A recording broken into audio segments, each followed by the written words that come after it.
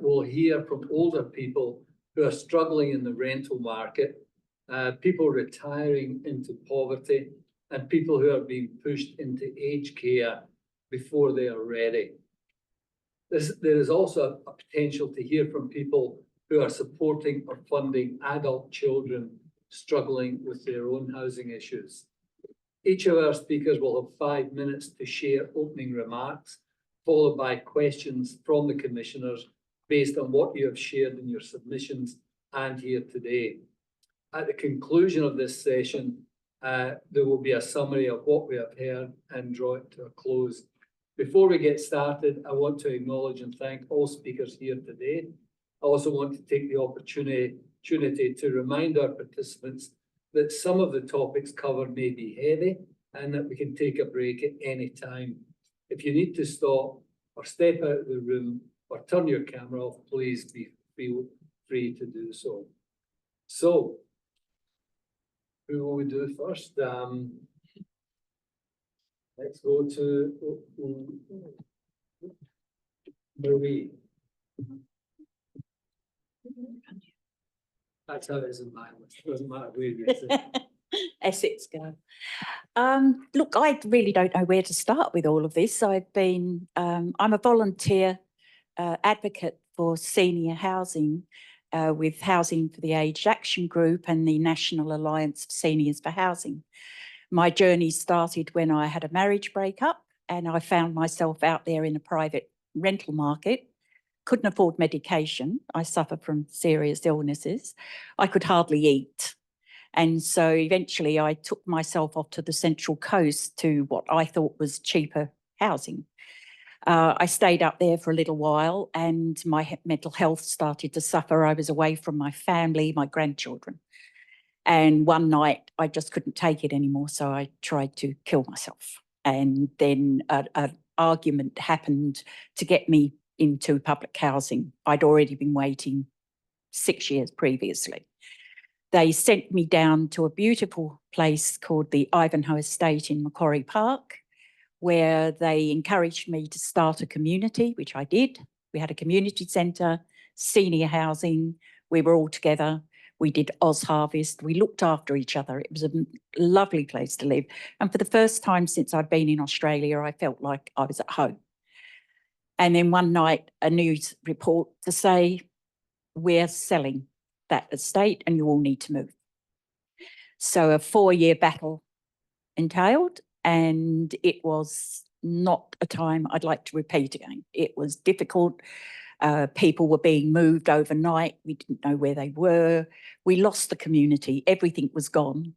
And so I eventually decided that I couldn't take any more of the stress and strain because I was the leader of the tenant group.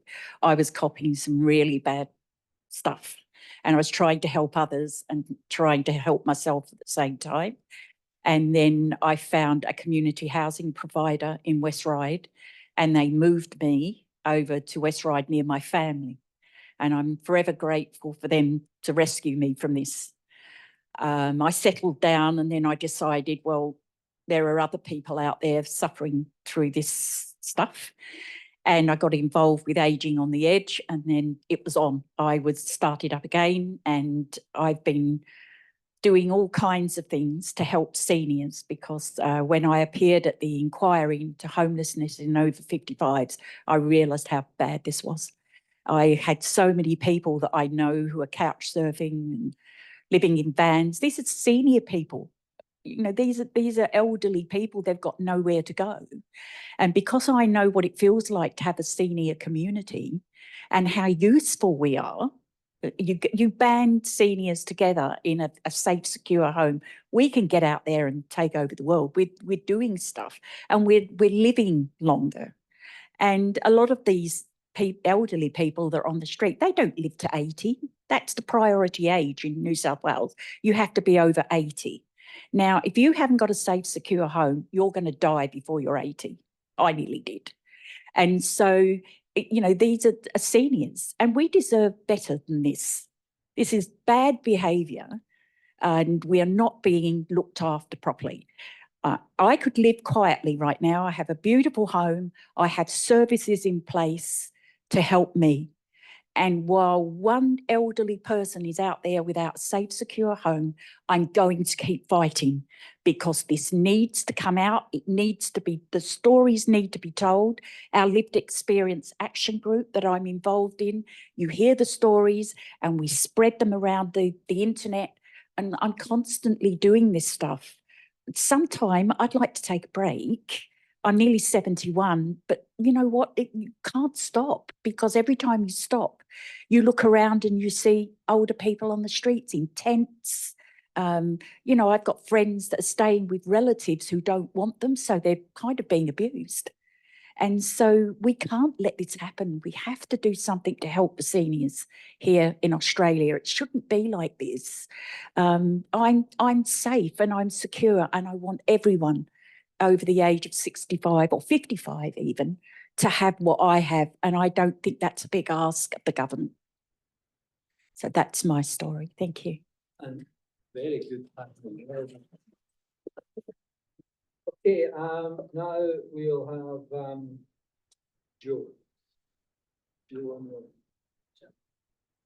online. Yep. Oh, okay. Lynn? Yeah.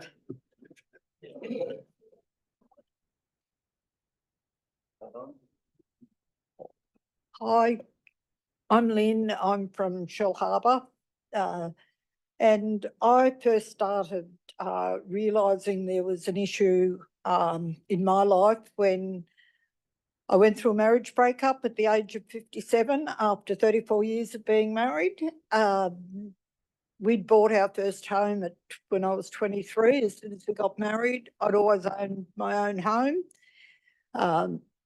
And I'd worked all that time. I'm a midwife, so I'd worked, you know, all my life.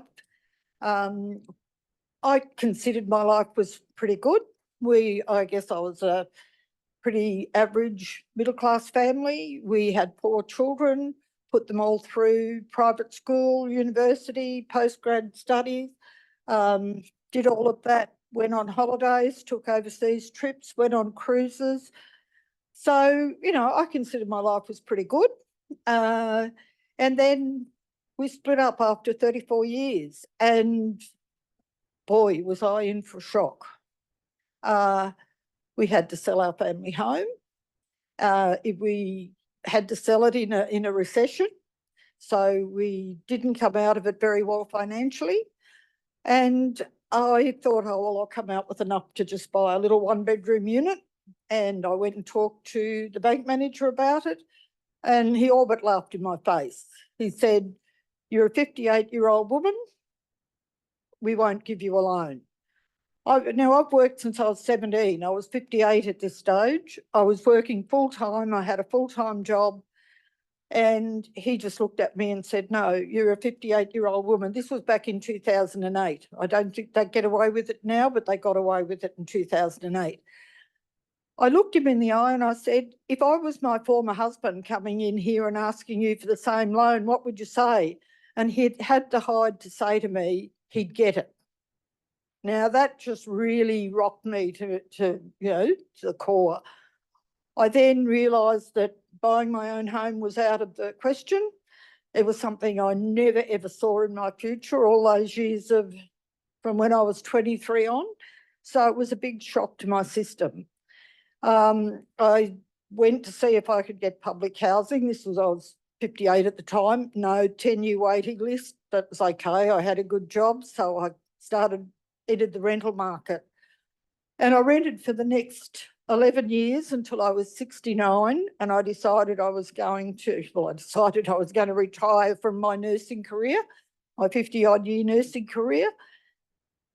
And so I realised then that I couldn't afford the rent I was paying on my unit that I'd rented for 11 years. I had to look for something cheaper. There wasn't anything cheap. Well, there were things cheaper, but they were still out of my price range. I went back and I was 69 at this stage, went back and talked to public housing. There's still a 10-year waiting list for somebody at 69, 10-year waiting list. That was a real kick in the guts for me, because I really felt that they were saying to me, "You know what, 10-year waiting list. 10 years down the line, I would have been pushing 80. And I thought, they're hoping that by the time I'm pushing 80, I'll have dropped off the side of the earth and I won't be an issue anymore. So I really was just so disheartened when I walked out of there. So then I did house sitting. I looked after beautiful puppy dogs up and down the south coast. And that was really great. And then my kids were all getting concerned about looking to the future. So I had one of my daughters was saving for a house. And so she put it to me that if she and her husband got something that was big enough for had granny accommodation, would I be interested in living with them and looking after their 2 primary school age daughters before and after school, because they were actually paying over $200 a week for that. So for 2 years I lived with them. In that time, COVID hit, of course. And so late 2020, we got notified that the house we were renting had been sold and we had to be out by the 23rd of December. And my daughter said, we're moving to WA, we'll never be able to afford a house over here.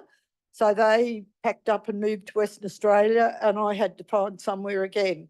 Public housing again, still a 10-year waiting list. Just that didn't ever change. And so I thought, I've got to find something. I would line up to look at a place and there'd be 40, 50 people lined up to look at a crappy little 1-bedroom or a studio apartment, which was still more than what I could afford on the pension. And somebody in the queue behind me would be saying, yeah, we're prepared to pay an extra $100 a week if we can get this property. And I'm thinking, I can't even afford to pay what they're asking for it, let alone an extra $100 a week. I was getting desperate. It was getting closer to Christmas and we had to be out of the house. And at least I had a car. So my thinking was, well, if the worst comes to worst, I can sleep in my car. I was luckier than a lot of people. I had a car.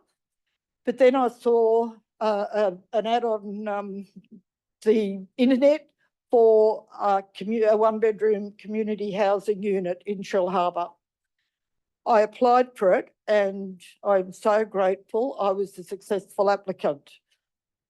The first night I slept in that unit, I didn't sleep very well because all I could think of was, if 50 people applied for this and I got it, where were the other 49 sleeping that night? So rather than, but like Marie, rather than sit back and say, well, I'm right, I've got a place now, I know I can live here until I die. I jokingly say to people, oh, there's 2 ways I'll go out, in a car, in a wooden box, or I'll win the lottery and I won't have to worry about it. I don't buy lottery tickets, so that's out of the question. But anyway, so that sort of started, that set a fire in me and I thought, I'm one of the lucky ones, but there's all those people out there that aren't so lucky, and who's fighting for them? One of the things around the situation I found myself in, and I think the other women who are speaking will agree, there was a lot of shame and a lot of guilt around finding myself in that position. I kept saying, what did I do wrong? Where did I go wrong that I've ended up here? I've worked all my life to secure my retirement and now I'm looking down the barrel of homelessness. So people didn't even know that I was in that situation. My best friends didn't know I was in that situation because I didn't tell people. So I thought, I'm going to start and talk about this. I'm going to start and get it out there in the community. And I so often, after I've spoken at something like this or on TV or radio, and I get all these people contacting me saying, thank you so much. You got up there and said what we would like to say, but either felt too ashamed or too guilty to say it, or just didn't have a venue that they didn't know where to go to say it. So that's the reason I'm here today. I'm so grateful for my beautiful unit, but I'm here on behalf of all those people, and particularly women. Women over 55 are currently the fastest growing group of homeless people in Australia. Now that's scary. Most women, go through life a bit like me, and think, oh, well, we'll be right. And now we're in that age group and in that group that we're the fastest growing group of homeless people in Australia. So that's the reason I'm here today. Well, thanks very much, Lynn. And again, you've kept remarkable time. Gail, Hi, everybody. I've just gone on to the age pension. I actually transferred from disability allowance because I have mental illness, got a list of them, and also some physical stuff that unfortunately I can't work more than maybe a day or whatever. My work before I had a mental health event and had to quit was a nanny. I'd gotten clean and sober after trying to treat my own mental illness for many years. And at 40, I had some kind of awakening, decided to try the other lifestyle. I'd been singing in bands. My little daughter traipsing around with me most of my younger life. And it was very interesting that my husband ran off with the accordion player in the band and changed from we're facing life on low incomes to I am.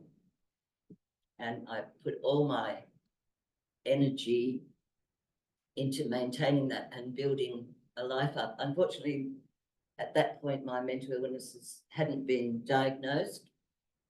And so I was about 2 years down the track of being clean and sober. I was going to university.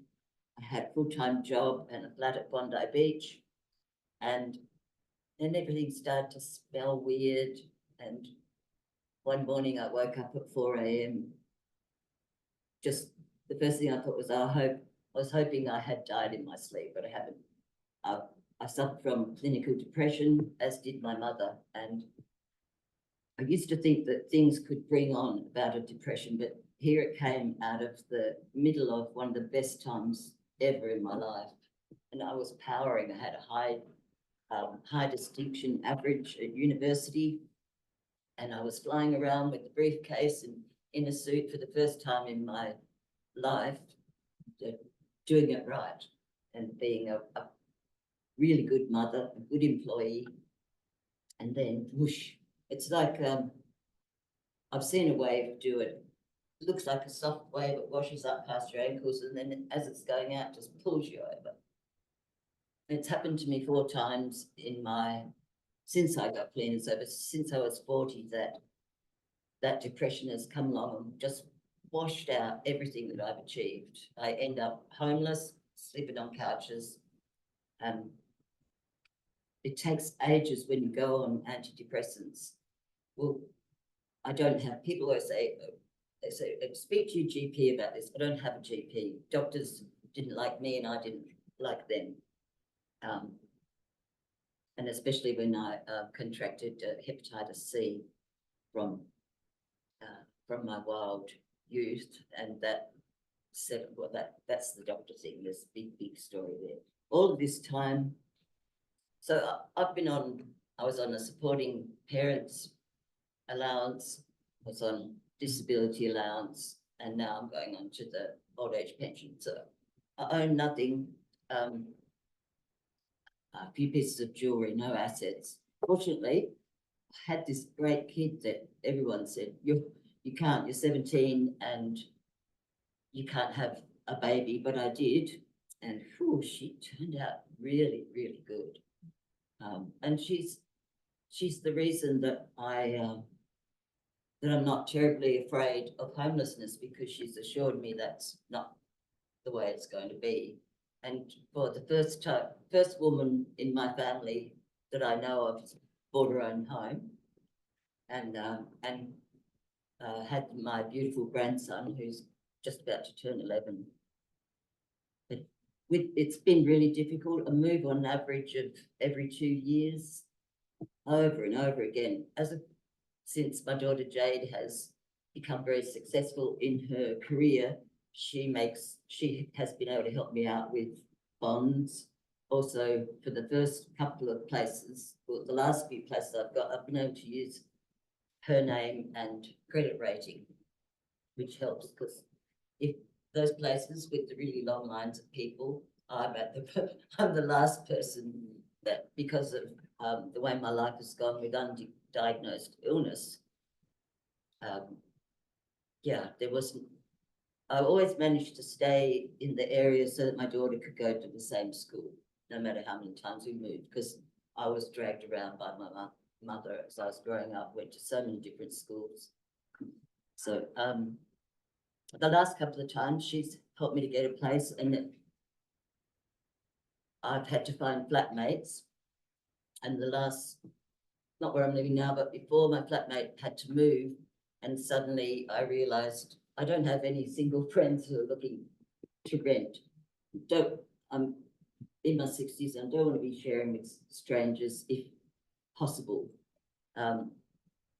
So I got a flatmate, but after a couple of years, she had to leave. And I just wanted to pull the covers. I'm really good at this. I'm really good at being poor. I can make a meal out of an empty cupboard. My daughter has always had the best costume at fancy dress times, and now my grandson does it.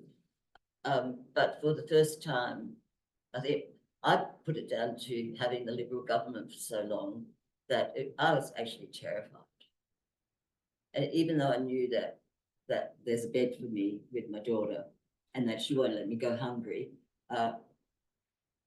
it just, when you have the benefit of all those years, look back and see how things have changed and how uncaring and risky it is out there. All the things you thought you could depend on are the things that depend on the kindness of strangers.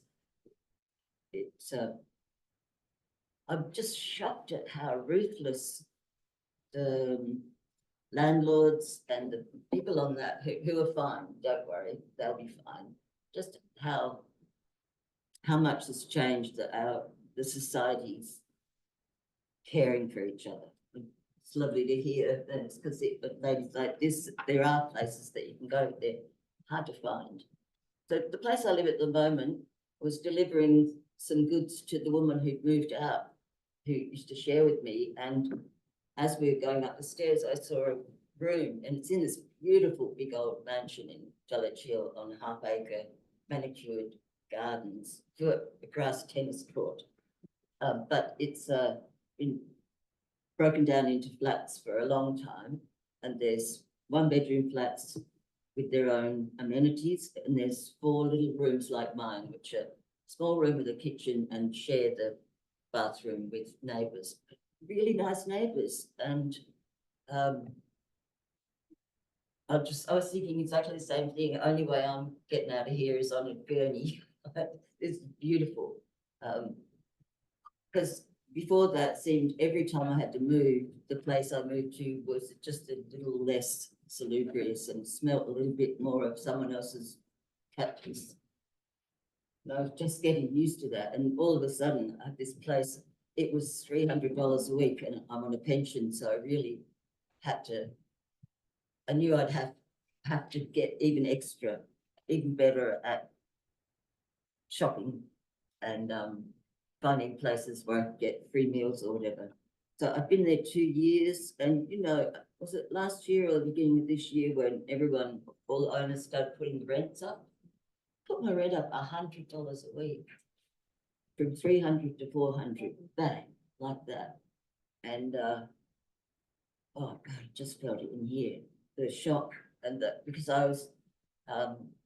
I just felt like, oh, finally I can breathe and I can stay here until I can't. But I thought if I just keep paying the rent, also because of the setup, the landlord can't charge the bedsit rooms for electricity. They're not separately metered, so no bills. This is really heaven. The way I've lived in the past is electricity bill comes and just have to start a campaign from that point onwards. How are you going to pay it? And thank God, St. Vincent de Paul helped me pay the last power bill I had, which I was sitting in the dark and not turning heaters on and still getting massive bills. For what? It must just be for having it connected, I guess. But even I'm living in a place where I could use as much electricity as I want, because I don't have to pay the bill, but I've got the tenant's fear that if the bill gets too high, the owner will go, because he comes to the property and he's always complaining about how much it costs him to get cleaners and gardeners. But so as a lifelong tenant, I need to, if the power bill goes up, he's just gonna go, oh, sell it, which actually put it up on the market to sell the week that I moved in, but COVID put the kibosh on that. It's been a bit all over the place talking to you about me. But I think the most pertinent thing I've got to tell you is it's scary being old and poor. Even with that, I'm lucky enough to have, don't want your kids to be supporting you. You want to be supporting them. But thank you for listening, and I'm happy to answer any questions you have. Thanks very much. Yeah. Thanks very much, everyone. Oh, is Joe online? Yep. Hi, Joe. Can you hear Hello? me, Joe? Yeah, hi, Joe. Okay, can you hear me okay? Yep, we can hear you well. Yeah, I'd hoped to be there, but my car had other ideas, so. Okay, I'm wearing 3 hats today. First, I've been one of Australia's senior housing researchers throughout the 1980s and 90s at CSIRO. I was the first, that involved being first director of housing research at Ahuri, and also doing housing policies internationally for 10 years for the United Nations. Second, I'm here as Research and Policy Director at Australia's largest community housing organisation, CHL, for several years, 2016 to 17. And finally, I'm here as someone who was almost killed by the Australian housing market, which sounds like a strong statement, but hear me out. In 2000, I'll go right back to 2010. I'd been a homeowner for many, many years. I found myself on my own with $650,000 and no income. It was a no-brainer that putting the money in the bank at 6% and renting, I could have a considerably higher standard of living than if I bought some small dwelling. I couldn't anticipate that in a few years, the RBA would drive interest right down to zero, giving me zero income, while house prices exploded yet again. It was then I confirmed in person the private rental market in Australia is extremely tight by international standards, something which I already knew. Due to the lack of tenure security, it's only suited to young mobile singles and couples, and it completely lacks the security and predictability required by families and older people. I was forced to move 5 times in inner Melbourne by small landlords cashing in on their capital gains. Couldn't avoid it, even tried to find houses they wouldn't cash, but no, they all did it. I started with a house full of belongings. Each time I moved, it required several months' work, cost about $2,000. I lost a third of my belongings, had to chuck them out, watched my life disappear. The market became tighter and tighter. In 2007, I was seeing queues to inspect a 3rd-storey walk-up 1-bedroom stretching all the way downstairs and up the street to the corner in South Yarra. I was forced to take something at $850 a week. So moves are not only expensive but dangerous for older people. During the move-in, I fell backwards down the stairs. A steel cabinet containing my life's housing work fell on me, breaking my spine and crushing 14 ribs. And I was very fortunate to be alive. I woke up in hospital 5 weeks later, full of titanium, 6 inches shorter and with an arm 2 inches shorter on one side. I then lost my job and found myself stuck in a property with rent double my pension.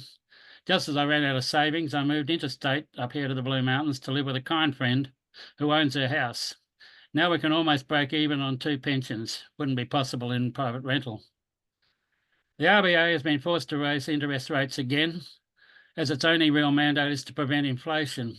Rather than house prices falling, rents are playing catch up, and now affordability has become the issue again, whereas once it was lack of stability of tenure. Ever since the federal government closed its Department of Housing in the 1980s, the problem has been siloing.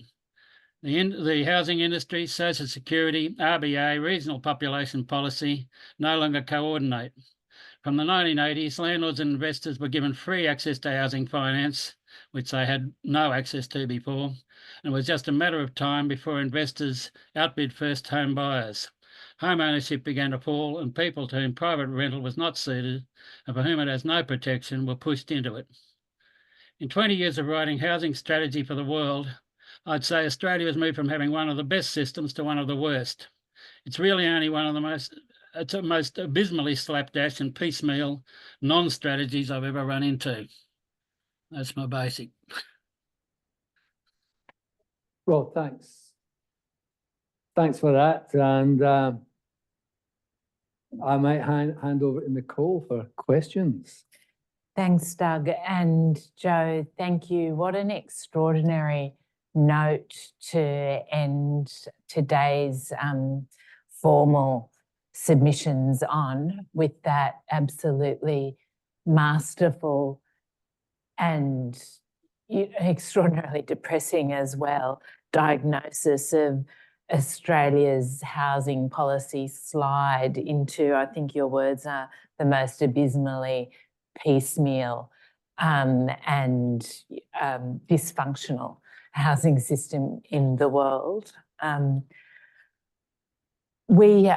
and I have a couple of questions. I think we've only got about 15 minutes left this afternoon. So I'm going to try and be crisp in some questions to you, Joe, and we've got Gail Marie and Lynn here with us. And of course, anyone's welcome to chip in. We'll just try and flesh out a few more issues just to help us make sure that in our inquiry we're able to properly capture the range of impacts of this, abysmal system, in Joe's words, but also you draw on your lived experience and your expertise as to the types of solutions that can work, and particularly with the focus of this session being on the experience of older people, facing retirement in such a precarious housing system. So we might actually go back to Marie and Lynn to begin with. Both of you have described facing very insecure housing as a result of marriage breakdown. Knowing now, what you know and the experiences that you've been through, what would you like to see to make sure that other older women, in your circumstances, don't face that type of housing insecurity after, a relationship breakdown? Okay, well, what I'd like to see, and hopefully might be coming, is a senior housing service. Just deals with seniors in our situations. Being thrown into the system is very difficult for seniors. It's bad enough for the other people, but for seniors, it's really bad. We need a senior housing system. I'd like to see the age of priority housing brought down from 80 plus to 55 plus, because I kind of think that if you haven't got a safe, secure home, you're never going to make it to 80 anyway. And the stats are there that says that some homeless people, they die at 44 plus. So we've got no hope. And where is the dignity for seniors living in studio apartments and little rooms in places? Where's the dignity for us? And we deserve that dignity. I really think, I live in an area of Ryde that after the Second World War, the whole place was housing. It was all built for the people coming back from the war. Those houses are still standing. They're 70 odd years old, and they're now in the hands of Link Wentworth Housing. And yes, they're old, but you've got a roof over your head, count yourself lucky. I know I do. But there needs to be something outside the box. Let's look at Vienna, where social housing's everywhere, no stigma, no one looks down on you. Let's think outside the box. There's got to be something more. And, to build all those houses, which are still being lived in by social housing tenants, we've got to think of something. There's got to be more than this. And something needs to be done to give everyone a home. My kids were raised in public housing. How lucky was I to get that house and raise my kids there? My grandkids are in social housing, but they want to come out of that. They want to have their careers and, but they're going to have to wander off. I'm going to lose my grandsons because they can't afford to live in Sydney. So it's a whole range of problems. Build more, fund the community housing providers more than they're getting, give them the power to put roofs over the heads of seniors. Please, let's have senior housing back. And so that we're all grouped together. There are many elderly people living in 3-bedroom houses with public and community housing. They've got nowhere to go. If you've got senior housing, you're going to unclog that system for starters. So give us some dignity, make us visible again. And as I say to people, speak, even if your voice shakes, because that's what's got to be done. Thanks, Marie. Lynn, did you have anything to add to that? I also wanted to ask a little bit about superannuation. Sorry, what's that? Did you want to add anything in terms of what would have helped you, you know, with your trajectory and what supports you'd like to see in place? Yeah, to me, I see a lot of areas that certainly can be improved, and I totally agree with everything Marie said, but some of the things that I've looked at, or, you know, that I would like to see change, number one, with public housing, I look around my area and I see so many empty public housing houses. They are falling in disrepair, they're being vandalised, and there are just so many of them. What is happening? I would like to see the government step in and start and either knock them down and build replacement dwellings, or do them up and put people in them. But some of these have been empty for 3 and 4 years. So what, you know, to me, that is just, I don't know what's going on with the government there. The other thing that I see is so many government and private buildings, and a classic example is close to where I live. We, back in the day when, you know, I was much younger and I was doing some extra studies at our local TAFE in Dapto, and we had a beautiful big building there, and I was doing lots of, you know, they accommodated all sorts of classes and what have you. That was sold off about 8 years ago. Well, and nothing, that is still there, going to disrepair, being vandalised. It is a huge block of land, all these what were terrific buildings on them that are all being vandalised. The other thing I would like to see happen is that, you know, our local governments, we have beautiful community centres down there. I was doing a course at one of the local community centres last year. I was doing a computer course. I was going to 2 classes, one on for 2 hours on Tuesday morning and one for 2 hours on Friday afternoon. And we were having that in a room probably the size of this. There was a fully equipped commercial kitchen off that. There were men's and ladies' restrooms off that. The only time that whole unit that we were in was being used for those 4 hours that we were using them in the week for our computer classes. Now, to me, that is a total waste of space, you know, whether we put, and I mean, I know we're working at it, even if we put in some sort of overnight accommodation for homeless people. If I'm sleeping on a park bench or sleeping in my car and someone says, you can go and sleep there, we'll put a bed on the floor, you've got a kitchen there, didn't have a shower, but at least you've got, you know, restrooms there. I would jump at the chance rather than sleep on a park bench. So that's another thing that I would like to see, you know, where I'd like to see change put in. The other thing, we've recently, our community housing has just recently, they're in the process of building 9 units, townhouses for, specifically for women, locally in one of our suburbs. The 4 million went towards that, came from our local government. But our local government was given that by the federal government pre-COVID, and we only got it this year. So how many other local governments are sitting on funding that was out, and it was given to our local government specifically for housing? How many? So they've had that sitting there earning interest for 4 years before they gave it to us. We didn't even know it was sitting there. So I just wonder how many other local governments are doing exactly the same thing. We're putting all the blame on federal, but we found $4 million sitting in our local government coffers. So that's just, and the other, just one more thing, I would like to see things like, and I mean, it might go a bit against what Marie said, but things like tiny homes. I would happily live in a tiny home rather than live on a park bench. And yet I talk to people all the time who are having so much trouble building tiny homes. And you know, one of the reasons it's given, because they don't meet the local government criteria for the space that you're supposed to have in your living quarters. Once again, if I'm living on a park bench or in my car, I'll sleep in a tiny home. Thank you. Thank you, Lynn. So we're certainly hearing a call for a lot more creative and diverse responses to, you know, what is a crisis situation. Gail, I want to bring you in.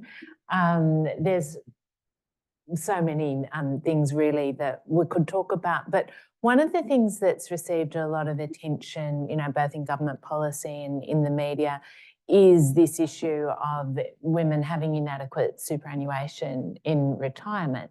I mean, how much of a thing, anyone can comment on this, of course, but do you think that's where the solution is? You know, would that have made it? Women like me, because of, mentioned plenty of times, untreated situations with my mental health.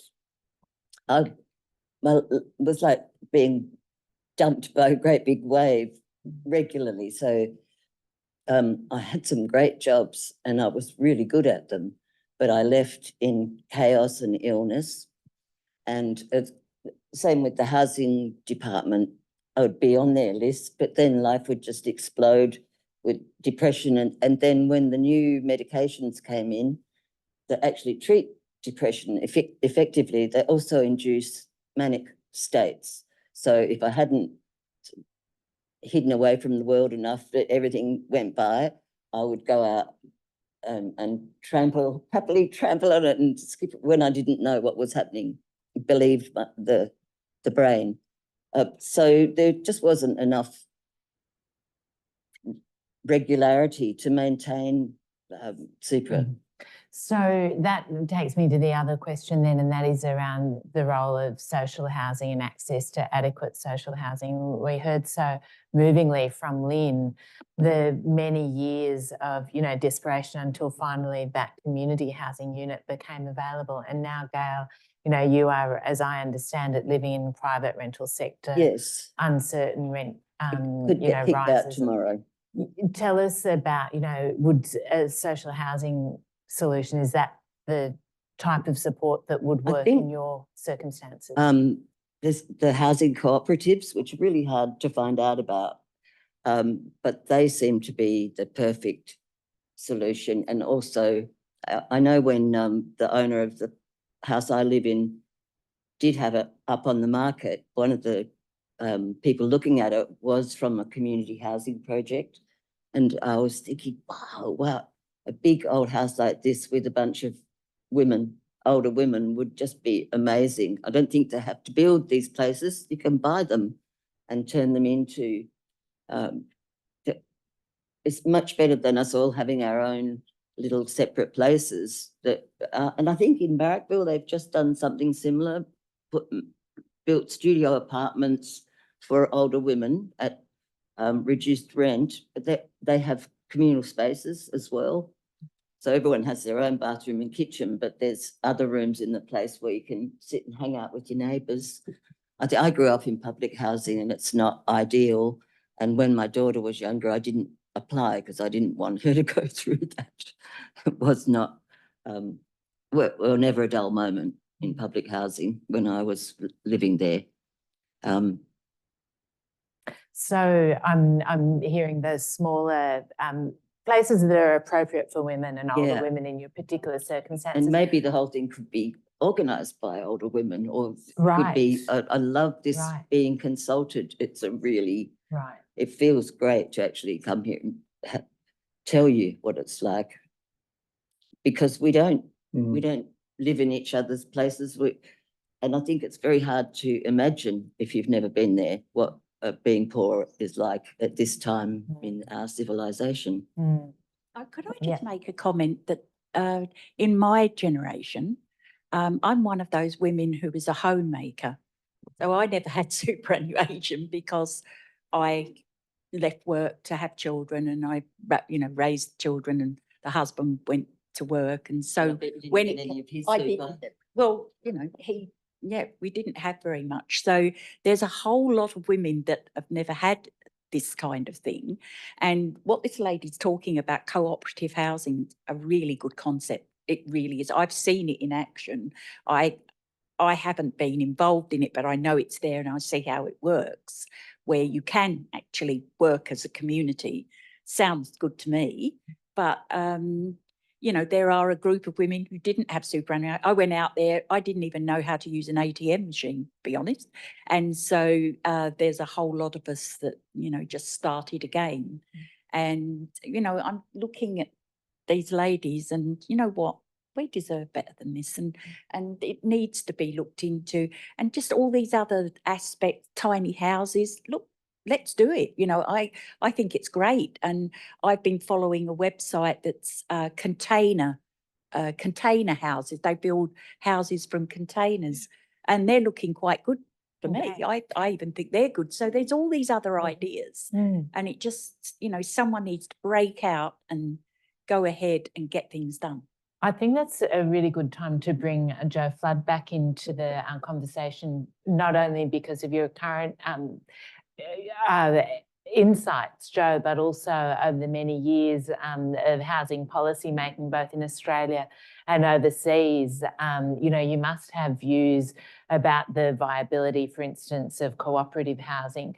But I don't think I need to lead you to invite you to tell us what you think the solutions to both the things that Gail, Marie and Lynn have described, but also your own circumstances could be. I'd love to have hi Nicole, by the way. I'd love to have a silver bullet for all this, but like if there was one, of course, we'd probably be using it. But I can say some things here. We all know that the public housing system is unviable. In most of Europe, they've got something of the order of 20% public housing. I'm not sure what we've got now, but it's 3 or 4% and falling. It's far below what's required. You're never going to catch up on that. It'll take decades, even if you were to put your full effort into it. Can we fix the private rental sector? That's the only question that seems to be immediately worth looking at. Yes. Trouble is our private rental sector is marginal. It's at the edge. We have 1 or 2% vacancy rates in private rental. In the United States, right across the country, they've got more like 10 or 11% vacancy rates. When you've got 10 or 11% vacancy rates, landlords are a lot keener to take people in on various deals with local government, etc. For instance, a friend of mine was put into a beautiful place, took from a long list. She was in a bad situation, and in Oregon, and she went down the local council. They had a long list of landlords that wanted to let their place. She moved in there and was able to stay there as long as she liked. You can do that in the private rental sector if you've got enough houses. Very clearly, our private rental sector is way short on sufficient houses, way short, like 1 million houses short. Down at the bottom end in particular, as my friend Judy Yates, my colleague Judy Yates showed in a very good piece of research some years back, in that landlords were not building houses down at the bottom end. We need rent to build. They're trying that in the US and a little bit here, but not a whole lot. The community housing people are trying to get involved in that to some extent, and it's happened. Rent to build, at least you get security of tenure. But this stuff is not very cheap, of course. It's not going to solve the problems at the bottom end, which in the end is only going to be solved by social housing or some version thereof. What else can you do for the private rental sector? Clearly, if it's going to be used for people for whom it's not suitable at the moment, you will need to change the tenure laws.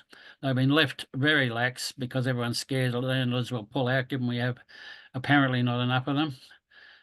I don't want to jump onto the population argument here, but it doesn't make much sense to me to pour a lot of people into the country when you haven't got houses built for them, and you need more houses built anyway to to match what we've already got. So, you know, it's a whole housing market problem. And finally, it's not just the individual houses that are insecure, it's the whole housing sector is insecure. At any time, you know, the RBA can suddenly change interest rates and everything just totally changes from what it was the previous year. And they have no particular responsibility to look at the housing market when they do that. In either direction, you know, if they make it, if they make home ownership too cheap, well, so what? That's not their concern. Like, everybody cheers. If they then make home ownership too expensive, then the private rents have to go up and catch up, and everybody carries on as we're doing right at the moment. But it was inevitable, you know, as soon as you've got such a loose cannon system going on with no security for anybody so that nobody can make a sensible decision. I mean, perhaps it wasn't a sensible decision for me to make back in 2010 when I decided to become a private renter. But on the other hand, I actually wanted to see what it was like. I really wanted to see what, having worked in this area for so long, I wanted to see if it was as bad as everyone says. Well, it was a lot worse. I certainly never expected to find myself in hospital for months. And it wasn't entirely due to the system, I suppose. I could have been a little more careful on the stairs, but you're just taking a risk when you start moving things around as you get older and you're not quite ready for it. I had moving men, of course, but, you know, you try and do a bit yourself and there you are. So, yeah, it needs an overhaul of the whole thing, and it's easy to make specific suggestions, but that'll take a while to get those sorts of things accepted. In the meantime, you are forced to fiddling around helping the worst off people. We did make an attempt when I was at CHL to introduce some community type housing to in the European style to Africa, and we spent some time trying to get a system going over in Rwanda. It's hard because people don't know how it works and they don't accept the whole idea, but it can work. Community housing is actually viable and it's possible, but it's highly politically divisive. You know, one party supports it, the other party's against it, and it's hard to get it moving in Australia. You know, it's the only housing that goes to community housing most of the time is transfers from the public stock, which of course doesn't increase anything. So you've got all these things going on where the existing system does not match what we need. And therefore, you've got to start taking a serious look at housing strategy and what's needed to make it work in exactly the way when I go to some country like Myanmar, they say, what's wrong with our housing? And I tell them, and they actually go and do something about it because they all get together and do it. It has to be done here, and it's too far out of kilter at the moment to work for anybody. You can fiddle around, you know, building a few little homes or whatever, but it's not what's needed. We're missing 1 million homes at least. And I know the government's talking about building them. It's going to take a while. And in the meantime, population is going to go up and we'll be short again. So this is where we sit. I am not in a position myself to do anything about this, but I'm sure there are other people who are. And all we can do is keep saying, let's do something about it. Let's have a proper housing strategy for the country, etc. We haven't had one for a very long time.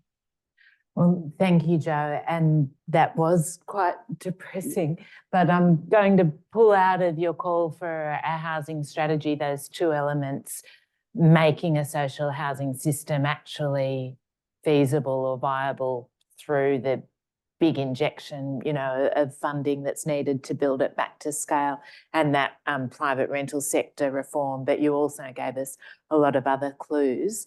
I'm mindful I need to hand back to Doug actually, in case there's anything you wanted to ask or for anyone else to add, given the time we're at now in the session. Yeah, look, I don't have too much to add. I think there's been a theme all day, and that theme is quite clear, that we need to do something different than the current system.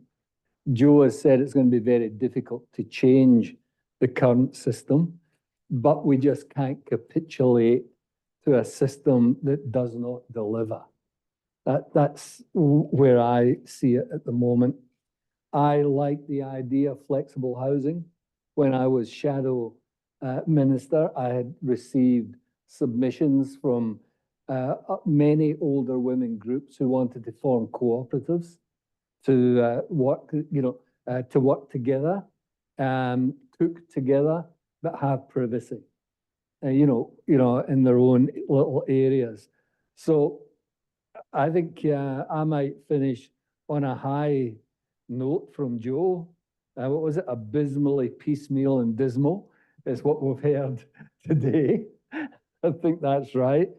And it really means governments have to not just keep propping up the current system, but become a bit innovative in what they do to make life better for everyone we've heard today. Might leave it at that. Okay, according to the run sheet, I get to make final remarks, but before I do, I just wanted to say to Joe and Lynn and Marie and Gail, thank you so much, both for your written submissions, but also for so powerfully sharing with us, your time and your insights in your own words with us today.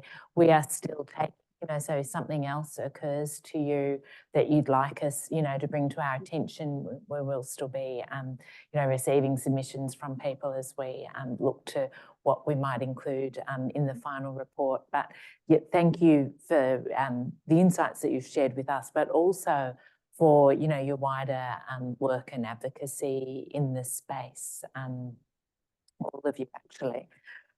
So if you'll indulge me, I'm going to take about 3 or 4 minutes to just try and reflect on what we've heard today. It's been a really amazing day. For me as a researcher, actually, my office isn't too far from here, and my head for the last 20 years has a lot of the time been buried in our research and, expert diagnoses of what the housing problems are and what the solutions should be. Certainly, written numerous submissions on top of, books and papers myself. None of that has cut through, neither has, the work of experts like Joe and, our colleagues in the Housing Research Network.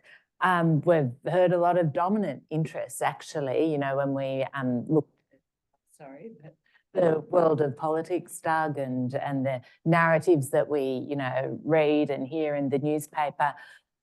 I have to say that it has been the dominant interest, people who have by and large benefited actually from the housing system that we have been, I suppose, prescribing the types of pathways and strategies that, things that work or don't work actually, that give us the system that we've got, and actually have been prescribing measures that really aren't taking us to change. So today has been a really important opportunity for our cut through. It's been really a portal into actually what it's like for the people who aren't benefiting from this system and who are, really sharing their insights and their expertise, beginning with this morning's reminder from Auntie Joan Bell about the actual meaning of home, a really important reminder. And then, of course, the Older Women's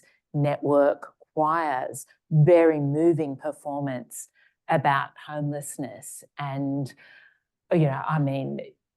ask artists and creatives to really, give us a sucker punch. But their performance about the experience of homelessness as an older woman should actually have been a comedy routine, but of course it was absolutely tragic. Very, very moving. And then we have heard from a series of speakers from, the morning session about the experience of housing precarity for families, for women escaping domestic violence, for their children. We then heard from young people and the lack of appropriate, culturally safe support services, let alone actual, housing pathways for them. In the afternoon, we heard about the consequences for our essential workers of a housing system that, in Joe Fudd's words, has become so abysmal that even full-time, you know, professional nurses at the age of 69 are unable to access, you know, secure rental housing. And not only did we hear about the impacts of those personally for those essential workers on whom, you know, our health system and our education system and our economy depends, but we heard about the systemic implications of a lack of secure housing for that workforce as well. And then, of course, this afternoon, hearing from Jo, Gail, Marie and Lynn about the, you know, where this is ending up, the absolute failure to deliver secure housing for, you know, our older people who represent such critical, you know, social capital for our community, and the loss when we're not making sure that, you know, our older people are able to access the secure housing they need so that we can all benefit from that important social capital that is being shared so generously, you know, by the three of you, by the four of you actually, even with this afternoon as an example. But so with those systemic problems, you know, established and the impacts on the table, it was really clear to me as well that all of the people we've heard from today rejected this characterisation of people who are victims of the housing crisis as actual victims. We didn't hear that at all. People are rejecting that. There is a great deal of agency. There is a great deal of clear-eyed awareness about why these issues have come about and how to solve them, and an absolute determination, actually, that the solutions should involve the people who are most, you know, who are experiencing them the most. So, you know, we heard people are very clear-eyed. There has been a sell-off, a disinvestment in social housing. There has been a system that is rewarding landlords and yet punishing tenants, you know, financially and with the legal system that is in place. We have heard, you know, that the solution is for governments to once more, you know, Back to the Future, step up and take responsibility for investing in social housing, doing that not only in the cities, of course, but also in the regions, and for being alert to a range of creative options for better utilising these existing housing stock, government land, government buildings, etc., and for providing and adequately funding support services that are culturally safe and appropriate for people at all stages and walks of life. We heard resoundingly, particularly this afternoon, but across the whole day, about the need for real private rental sector reform so that people living in the private rental sector are able to access secure tenancies, moderate rents, and to stop talking about housing as though the only solution is to see a ramping up of more of the same, you know, market sector, you know, building new homes. That's absolutely not going to be enough. And if I can give the final word to Lynn, who actually talked about the experience of shame. And this is probably the most surprising thing that I heard today from many people, was a sense of stigmatisation, a sense of shame about being in the types of housing circumstances that we heard about today. And I just want to say, as someone who's worked in this space for, you know, over 20 years as a researcher, the shame is not the shame of the people who've spoken to us today. The shame is a shame on Australia and a shame on government policy failure. And until that changes, we are going to have to live with the consequences of that. And I see that as the real shame.